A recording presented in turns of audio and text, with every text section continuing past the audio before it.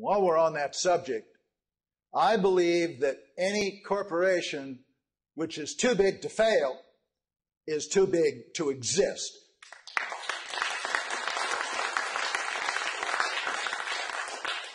We used to have antitrust laws in this country. Our values and goodness are not reflected by a government which uses our money to train death squads in the techniques of torture, intimidation, and assassination.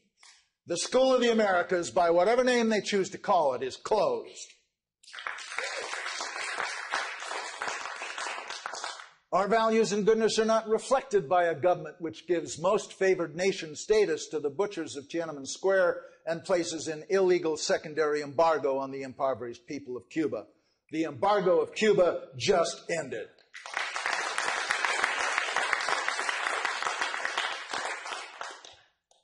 Now, I recognize that we need advance information on the activities of Al-Qaeda and those who wish to do us harm. But our values and goodness are not reflected by, and our security is not enhanced by, an organization that promotes instability, insurrection, tyranny, torture, terrorism, murder, and war around the world in our name and with our money. John F. Kennedy and Jimmy Carter tried to reform the CIA to get it to stick to gathering intelligence. They failed.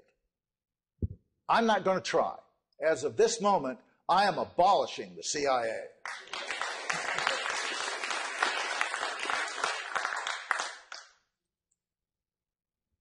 My new intelligence czar, who will oversee the rest of the agencies like the DIA, etc., is Ray McGovern.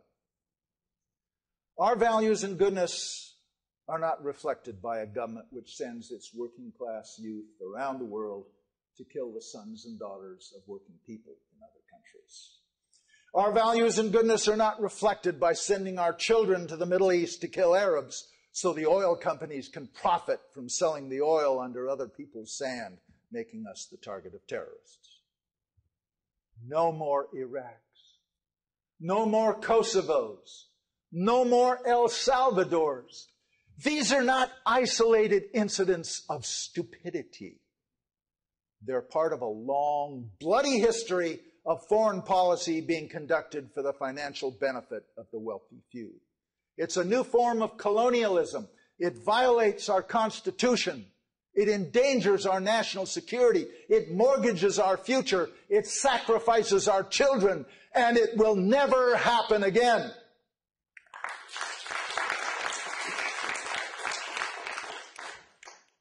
We are irreversibly returning to a constitutional foreign and military policy. As president, I will use the men and women in our armed forces to protect our borders and our people. Period. Not the financial interests of Bechtel, Folgers, Chiquita Banana, Exxon, and Haliburton. This one change in military mission, eliminating the mission of protecting the global financial interests of multinational corporations, will allow us to greatly enhance our national security and at the same time reduce our defense budget by 80%.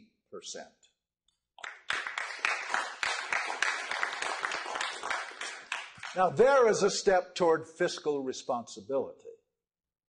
I've ordered the new Secretary of Defense, Admiral William Fallon, to begin an immediate recall of our forces around the world.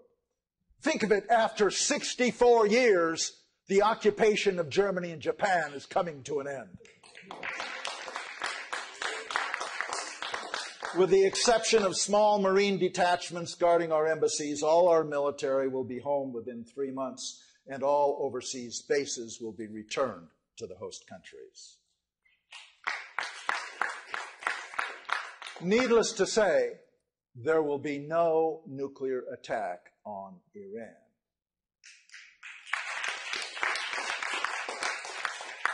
My special envoy to the Middle East, Jimmy Carter, will be meeting with them to solve our differences. And once he has finished there, he will straighten out the Israelis and the Palestinians.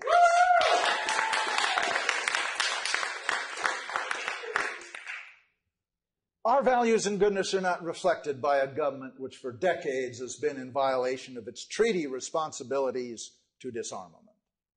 I have ordered a halt to the design, testing, and production of nuclear weapons, and have directed the Secretary of State, Mike Gravel, to open negotiations toward the rapid and total abolition of nuclear weapons.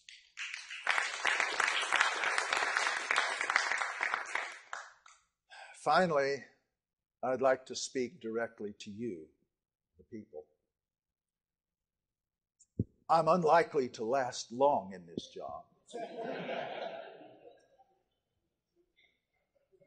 Partly because I have terminal cancer from Agent Orange, and partly because there are powerful interests like insurance companies, oil companies, and bankers with hundreds of billions of reasons for wanting me assassinated.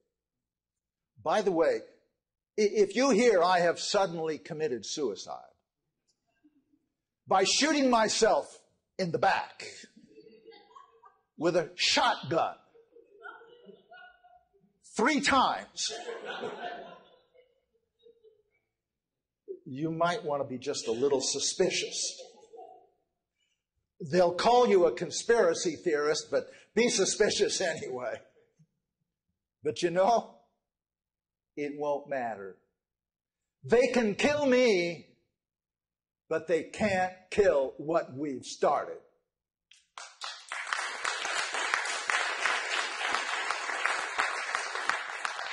It's too late for that now.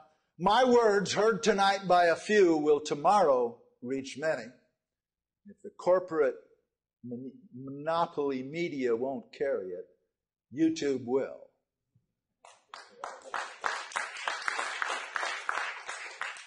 My faith is that you, the people, will not let the vision die with me.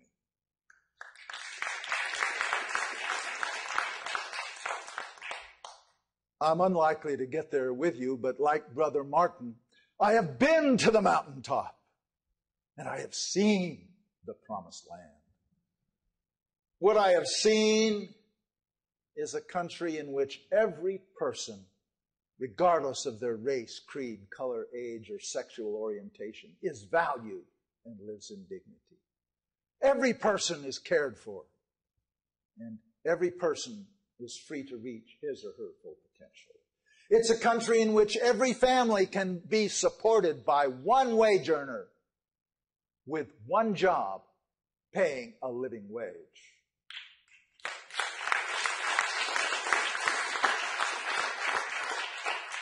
It's a country in which health care is provided to all as a right through a single-payer national health program.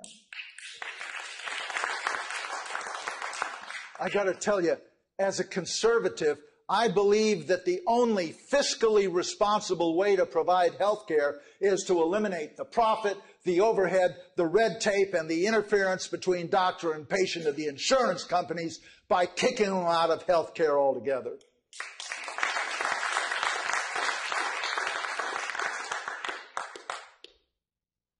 I see a country in which educators and teachers are highly valued and financially compensated accordingly.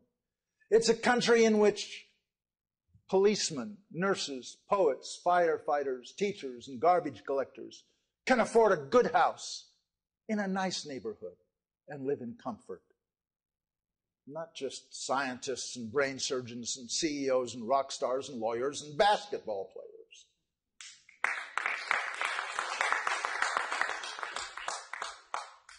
It's a country whose borders are secure, immigrants are legal, and workers are amply rewarded. It's a country in which faith is respected, culture is preserved, the arts are supported, and the Constitution is actually followed.